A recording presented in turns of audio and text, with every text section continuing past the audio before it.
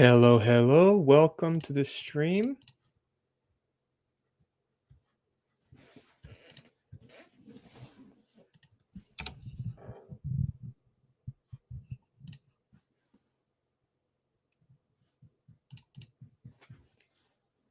Today I have a 50-question quiz to test your spelling ability,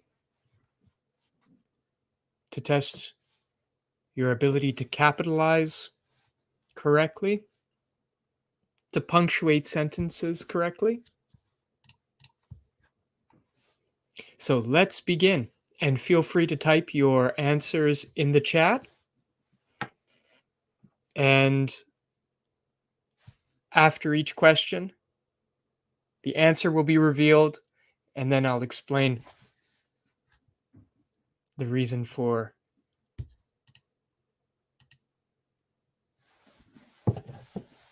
why one answer is correct and the other is incorrect. So number one, the dampness began to affect my health.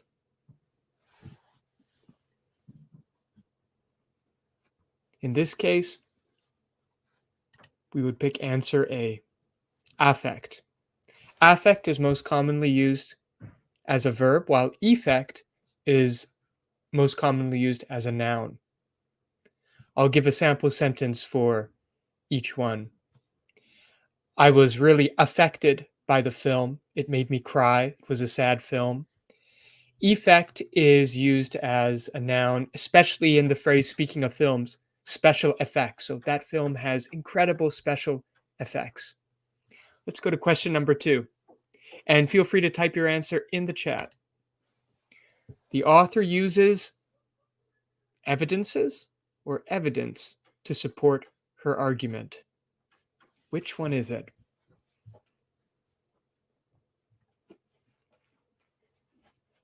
The answer is evidence. While I have occasionally seen the word evidences used in a sentence or two, it's not as common as the word evidence. So you would say there are many pieces of evidence. You would never say there's lots of evidences. You would say there's lots of evidence. Let's move on to number 3. Choose the correct spelling for the word argument. So the question is there an E in the word argument or not? And the answer is there is no E in the word argument. There is an E in the verb argue. I argue, you argue. That would be spelled A-R-G-U-E. That's why this is a tricky one, because the noun does not take an E. Let's go on to question 4. Aggressive. Is aggressive spelled with 2 G's or 1 G? And the answer is aggressive is spelled with 2 G's. Number 5. This is quite a common mistake that I see in student essays. He jabbed his finger into the air to emphasize his point,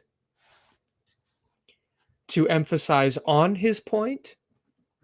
And if we say to emphasize on his point, does emphasize take an S or a Z? So there's a bit of a spelling question in here too. So which one is it? A, B, or C? Feel free to type your answer in the chat.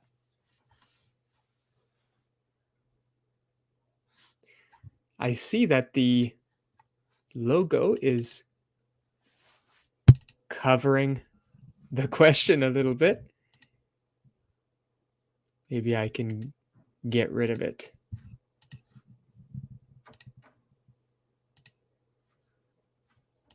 I'll have to create a smaller logo for next time. The correct answer is emphasize. So you could say he jabbed his finger into the air to put emphasis on his point. And in that case, you would combine the words emphasis and on. But in this case, we would just say emphasize because we don't have puts right before. Let's go to the next question. Number 6, choose the correct spelling. How do we spell the word definitely?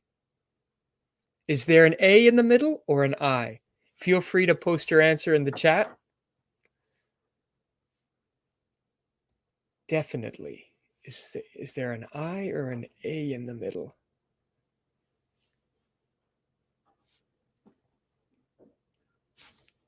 The answer is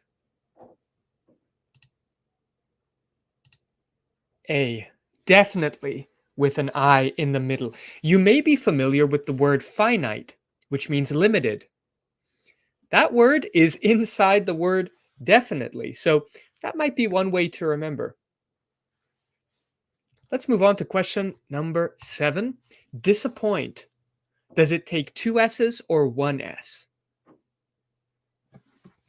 That's a tricky one. Don't disappoint me with your answer.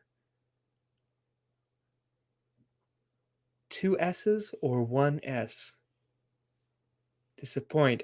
To help you, you might think of other words that are similar to the word disappoint, like disappear, discredit. How many S's are in those words? If you know one, you know them all. Feel free to type your answer in the chat. The answer is disappoint with 1 S and 2 P's. Let's move on to question number 8. Disappear. Well, this one's very similar to the last question. Disappoint. How many S's? How many P's? And if you got the previous question right, you'll get this one right too.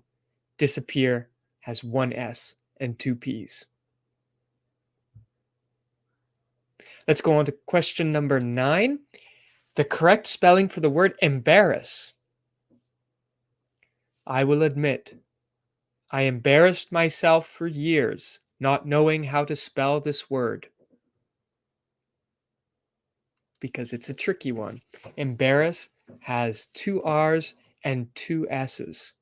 Believe it or not, embarrass has 2 R's and 2 S's, even though it looks a bit strange. Let's move on to question number 10, the word existence. How is it spelled? With an E in the middle or an A in the middle?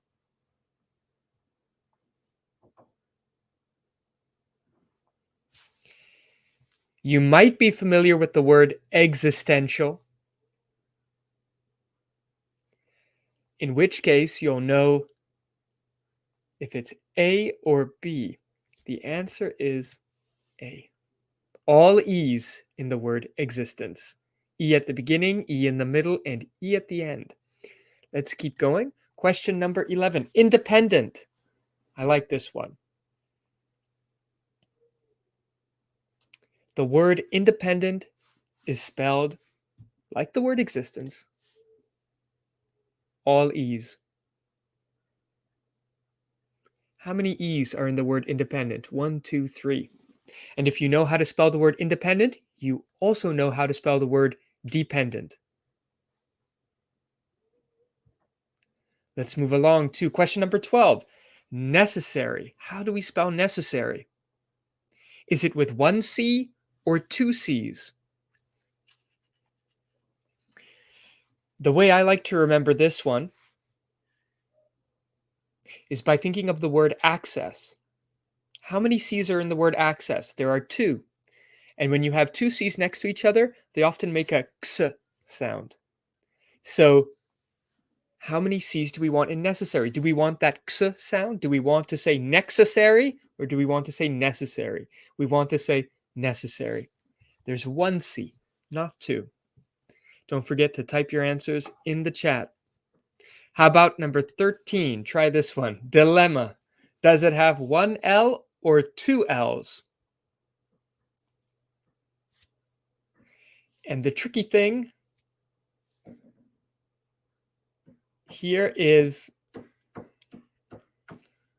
well, you're in a dilemma. Dilemma means a difficult decision between 2 or more things, usually 2 things. So as you think about whether the answer has one L or two, you're in a dilemma yourself. And the answer is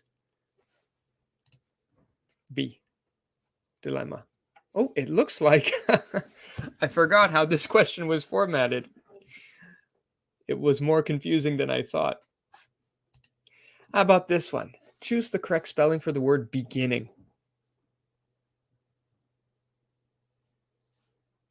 How many N's? How many G's? It's a tricky one. The word beginning is spelled with one G at the beginning, two N's in the middle, and then an N at the end, beginning. Let's go to question number 15. Immediately. How do we spell the word immediately? Ly ending. Most of you will probably know that, but then the difficult part is it A, B, or C? The answer is C. Immediately. Let's go on to number 16. Every single mistake that the students made was or were remembered by their teacher.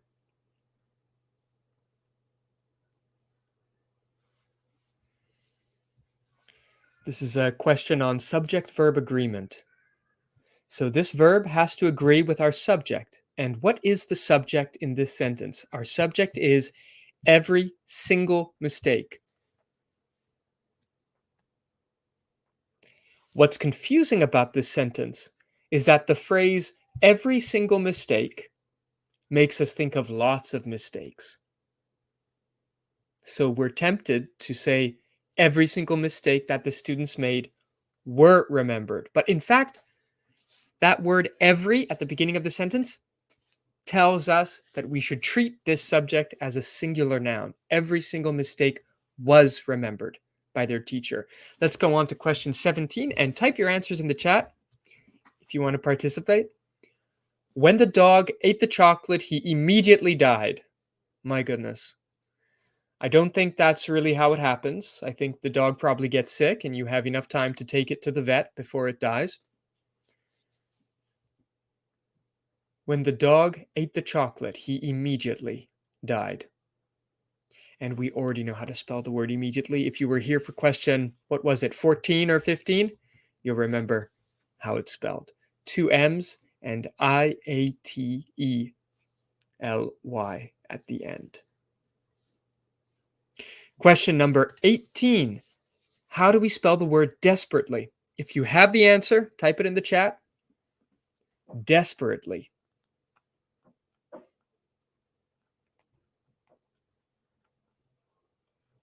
Does it end with ATLY? ATELY? ETLY? ATELEY? The answer is B, desperately. Let's go on to question 19. Thunder and is breathtaking. So we need to decide whether it's the word this or these in the first space, and whether it's lightning with an E or no E.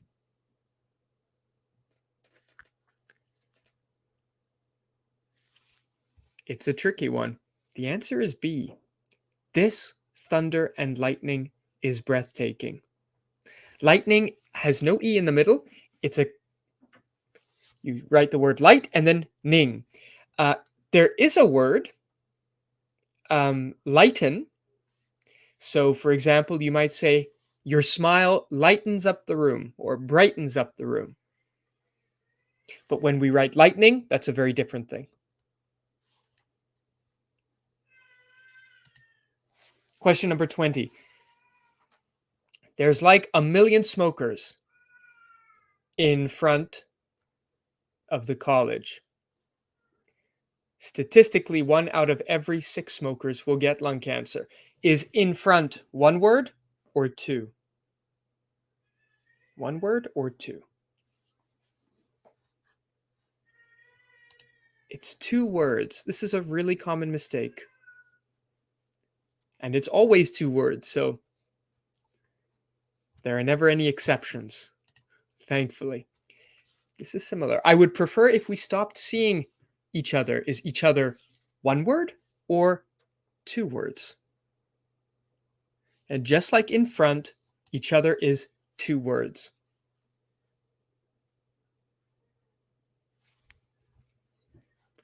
Let's go to number 22. It feels like this conversation is going nowhere. Is nowhere 1 word or 2? The answer is it's 1 word. Let's go to question number 23. He led us to the bar because we didn't know how to get there and Google Maps was being weird. Tell me if that's happened to you. Google Maps is unhelpful and you can't get to where you want to go. He led us to the bar. How do we spell led? Is it L-E-D or L-E-A-D? This is a tricky one. A lot of native English speakers don't know the answer.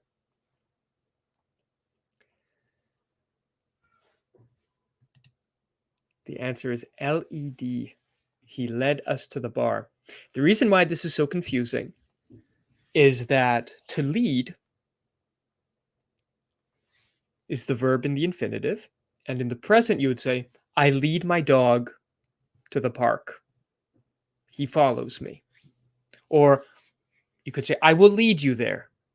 But in the past, I led him to the bar.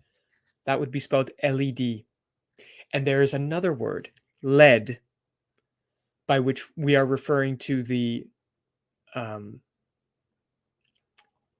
metal that's used to write with. We refill our pen pencils with lead.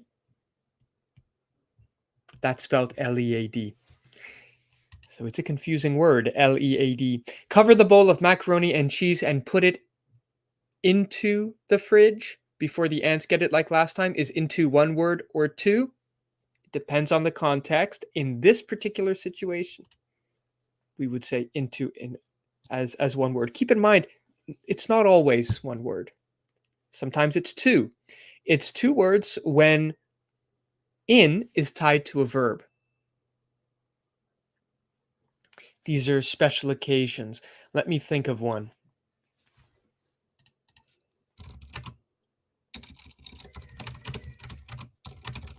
I'm searching the internet because they're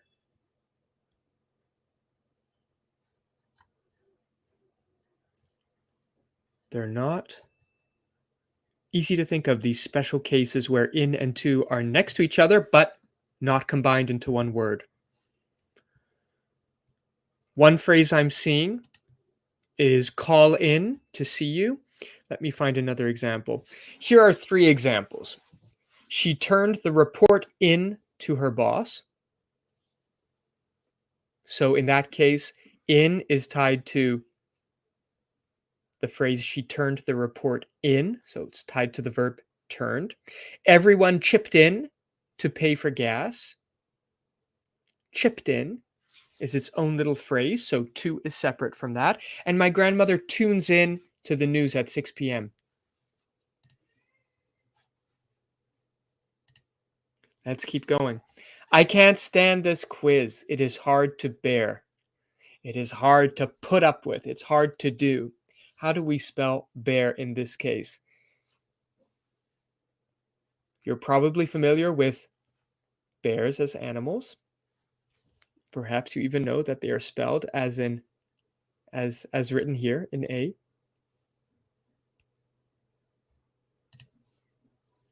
But that same spelling is used for the verb to bear. And when we talk, when we use that verb in conversation, it's often in phrases like,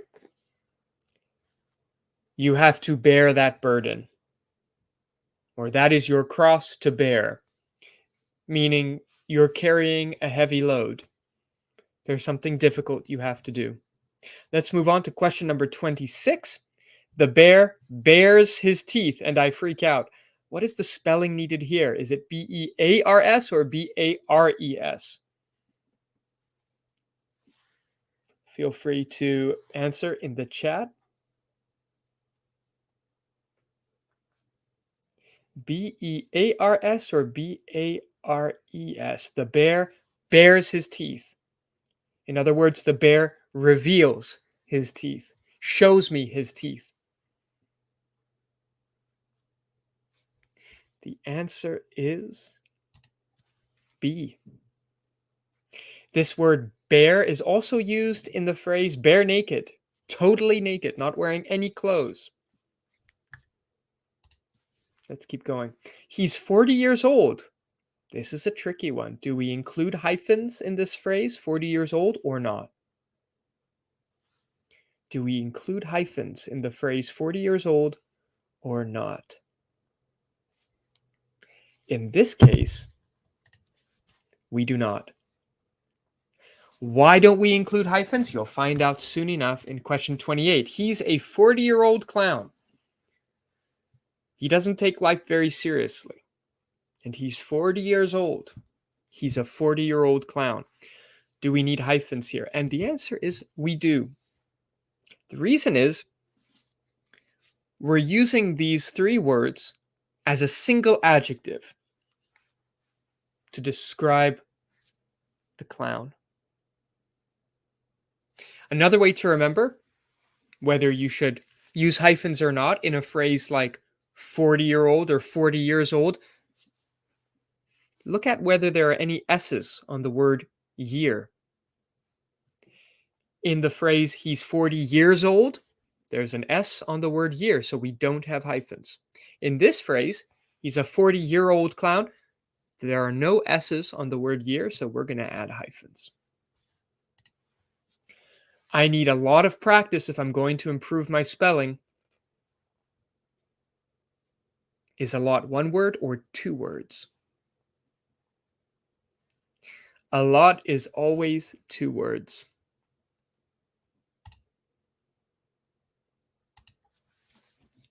I'm losing control of this plane, probably because I'm not a pilot. Hopefully you never hear your pilot say this over the intercom. This comes down to how to spell the word losing. Loosing is actually not a word. Although it reminds us of a word, to loosen or loose. You can be wearing loose pants, L-O-O-S-E. You can loosen your tie so you can breathe more easily after a hard day of work. But when we're talking about failing, something not in your control, we use losing with one O. The difference between there, and there. If you look over there, you can see their new boat, which they're about to sail for the first time. There, and there. The answer is C. If you look over there, T-H-E-R-E, which relates to location, you can see their new boat. It belongs to them, T-H-E-I-R, possessive, which they're about to sail for the first time, which they are about to sail for the first time. And another way of writing they are is with an apostrophe, R-E. Question number 32. I think my video is hiding the first part of the answer to C. That's all right. This is a bit of a silly question because there's so much to consider. And the answer is B. Throughout the semester, she guided her students through various assignments. Although she was experienced and had taught many classes in the past, she still found it tough being a teacher. This is a useful sentence to remember if you get confused between these words. Probably the most confusing of the lot are throughout and through. They have very similar meanings. When I think of the word throughout, I think of a long span of time. He wore the same coat throughout the winter.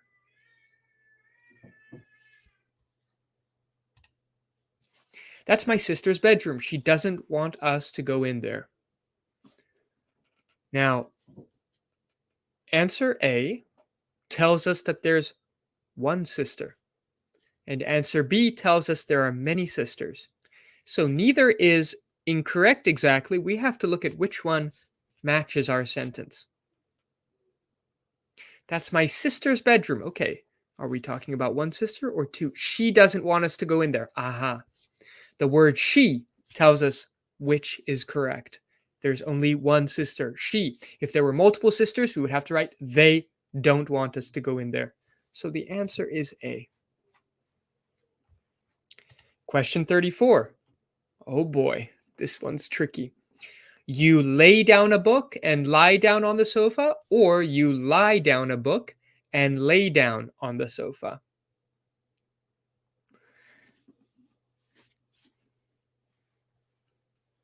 This reminds me of the question that centered around the word lead, L-E-A-D. You lay down a book, that is, you put it down, and you lie down on the sofa. So these are two different verbs. Lay means to place something. I lay this pen on my desk.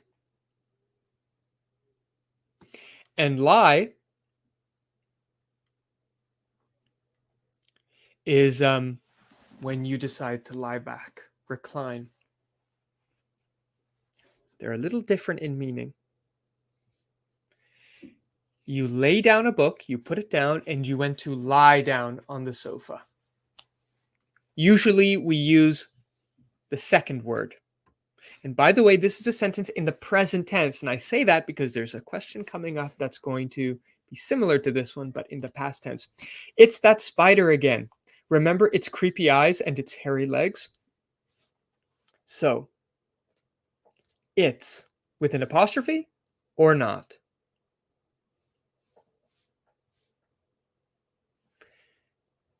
One easy way to find out is to consider that it's with an apostrophe is another way of saying it is. And so we could insert it is into every gap and see where it makes sense. It is that spider again. That makes sense. So we'll begin with it's with an apostrophe. Remember its creepy eyes? Can we say remember it is creepy eyes? No. And it is hairy legs? That doesn't really make sense. So for the first slot, for the first blank, we're going to have it's with an apostrophe, and for the other two, it's without an apostrophe. 36, here's the question I was talking about previously. You lay down a book and laid down on the sofa, or you laid down a book and lay down on the sofa? Remember, the previous answer was lay and lie. Here we want the past tense of lay and lie. And the past tense of lay is laid, and the past tense of lie is lay. Now you know why this is such a confusing question. Because the past tense of one of the words is the present tense of the other word. Let's move on quickly from this confusion. The creepy dude was staring at me creepily. How do we spell staring? Is there one R or two?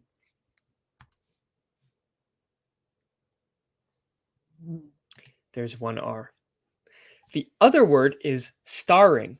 And we would usually use that verb when we're, for example, if there's a film starring a famous actor, Mission Impossible starring Tom Cruise.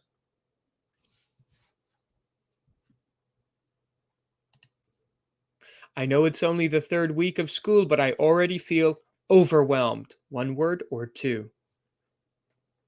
Overwhelmed is always one word.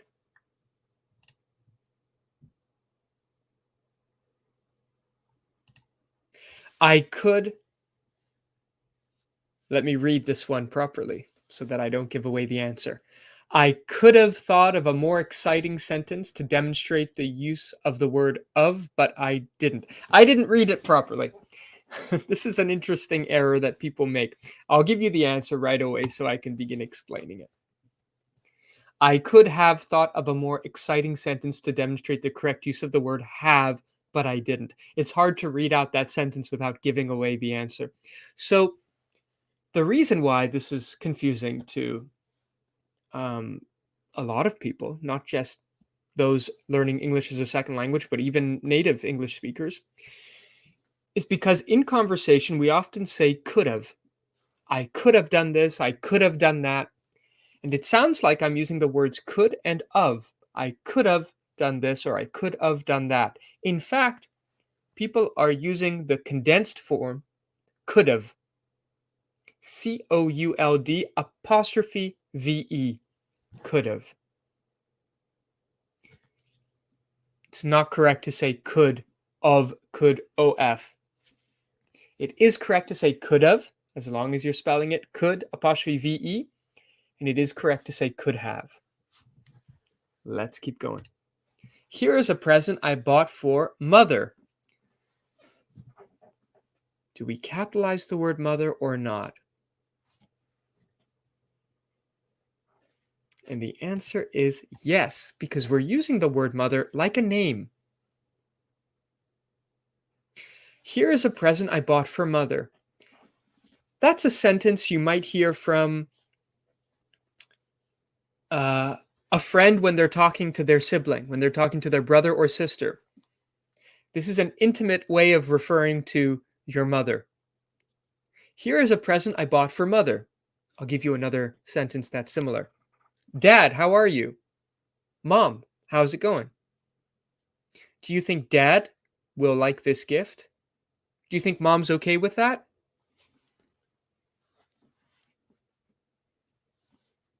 Mom, mother, dad, they're all used like names in these sentences. Perhaps you can sense the intimacy. Did you buy a present for your mother? Now, in this case,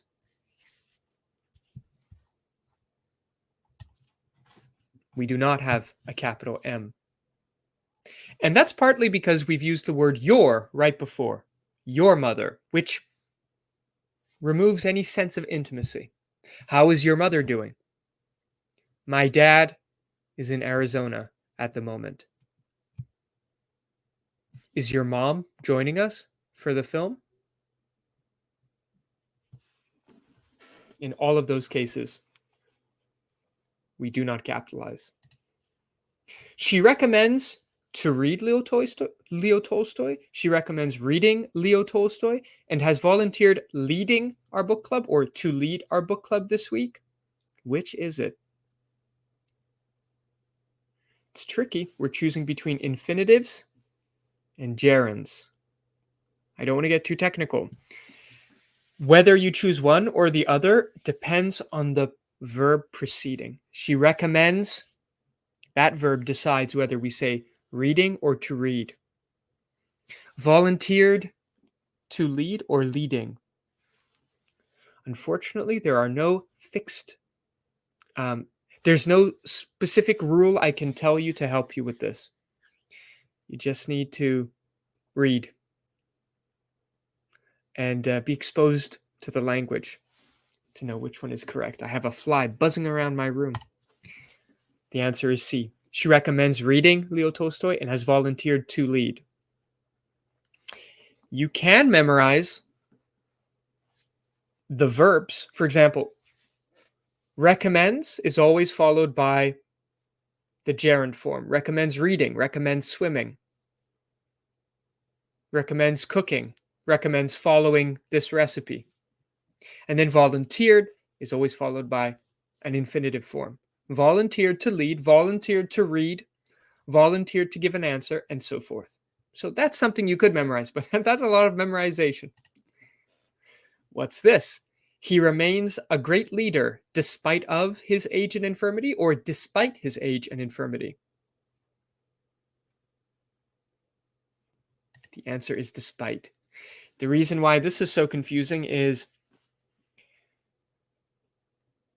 There's a phrase that is used just like this word. You can either say he remains a great leader despite his age and infirmity, or you could say he remains a great leader in spite of, three words, his age and infirmity. But you can't combine those two and say despite of. It's either despite or in spite of. Let's keep going. We wandered around until we became hungry. Wandered around. We wandered around. Is it with an O or an A? And until, are there two L's or one?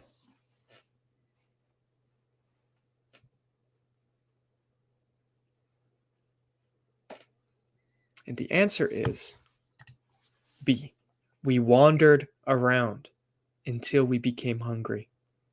Wander with an A means to walk around aimlessly, not really knowing where you're going. It's quite similar in meaning to the other verb, wander, with an O, where you just let your imagination lead you to the next thought. I was wondering what to do. One of them has to do with thinking and the other one with walking. And they're both quite aimless. Until is always spelled with one L. I know it's only the 4th week of school, but I already feel overwhelmed. Can we say it is in the first blank? I know it is only the 4th week of school. Yes, we can. So we know that it takes an apostrophe. How do we spell the word fourth? It's the number 4 and then a TH.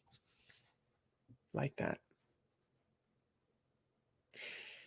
Fourth spelled without a U, F-O-R-T-H, is the correct spelling for a phrase like back and forth.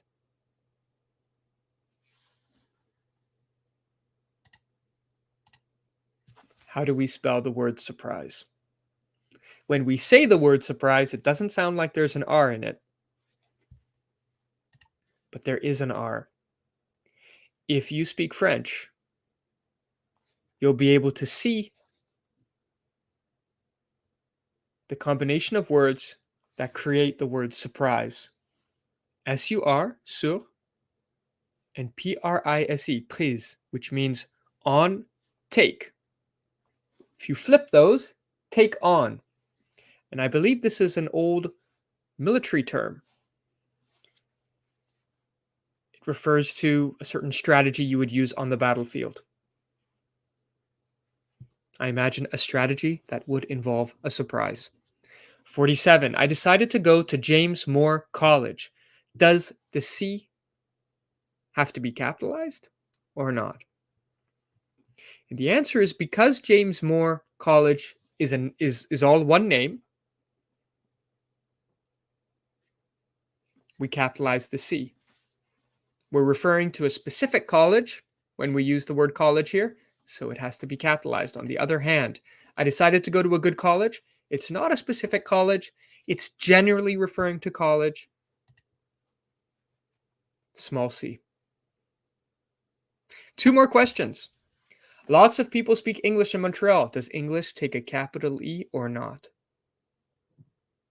And the answer is the word English always takes a capital E. I know in many other languages, ethnicities, countries are not capitalized, but in English, they always are. And the last question, which is a little tricky and might not be useful to everyone. To the king's relief, the prince had decided to help. This is a question about how to smoothly integrate a quotation from another piece of writing. So if you're writing an essay for your English class where you're analyzing a story and you want to insert material from the story into your essay, how would you do it? In this case, the phrase decided to help is taken from the story. That's why it has quotation marks around it. And the student writing the essay has written to the king's relief the prince had. So we combine those two things, the student's words and the author's words, the words from the story. And we get one of these 4 sentences. What is the best way to integrate the quotation from the story? Do we include a comma right before the phrase, or a colon, or nothing? And where do we place the period? Inside the quotation marks or outside?